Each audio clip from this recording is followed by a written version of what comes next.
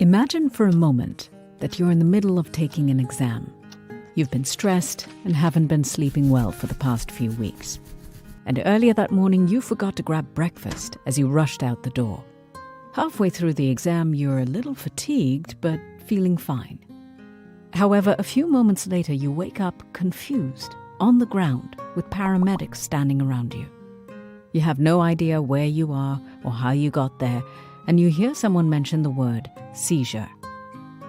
People have been studying and defining seizures for centuries.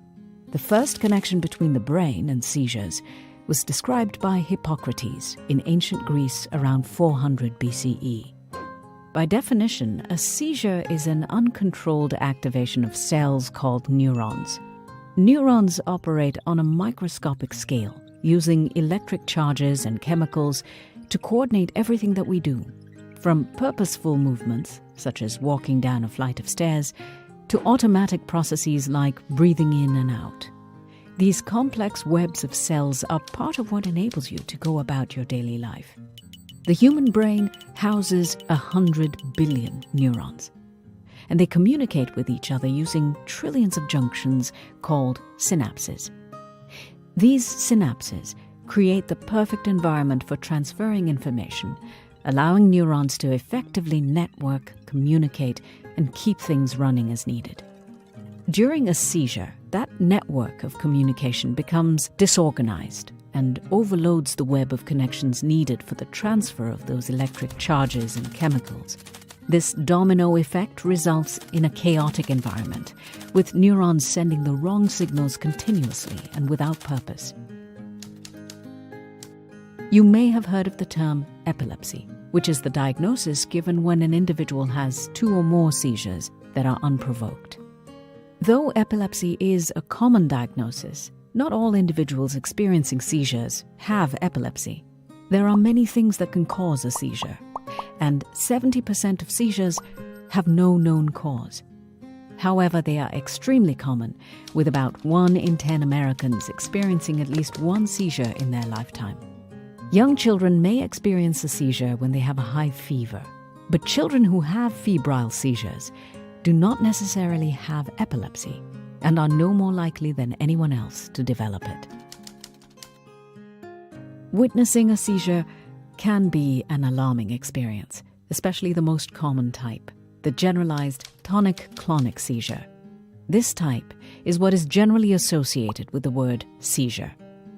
During a tonic-clonic seizure, the individual may experience some of the following. Before their seizure, they might smell something foul, or suddenly cry out. And during their seizure, they can fall down and start shaking and jerking uncontrollably.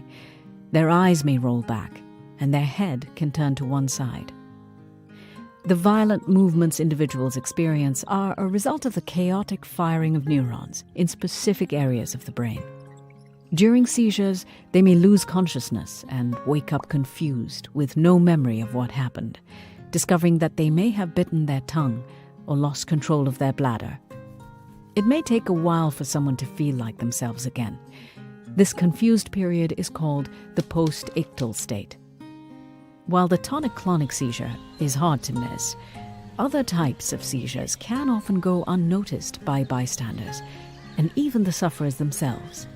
Children can experience absence seizures, with parents or teachers noticing that the child may zone out for several seconds a few times per day. From the child's perspective, a teacher may be on one side of the room talking about colors one moment, and in the next appears on the other side of the room talking about numbers. This type usually affects children, and sufferers are often misdiagnosed with attention deficit disorders. If you think someone's having a seizure, it is important to stay calm. If they are standing or sitting, try to help ease them to the ground safely. Move any surrounding objects that could pose a hazard. Place padding under their head so they don't strike it on a hard surface. If needed, you can use your foot as a buffer.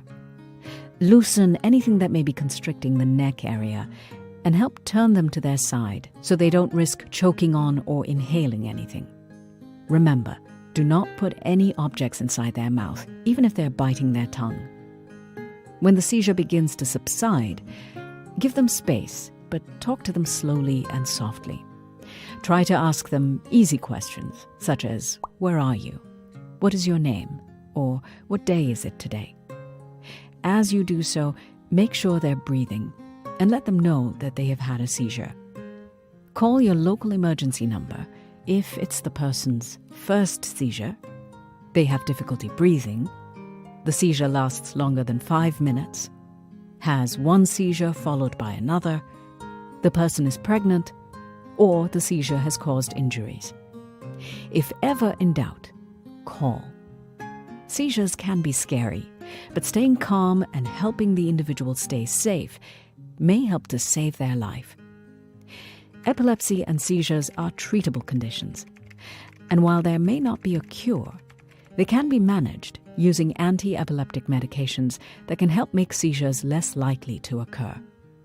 If you've been diagnosed with epilepsy or are taking medication for seizures, be sure to follow up with your doctor regularly and never stop taking your medication without consulting your doctor first.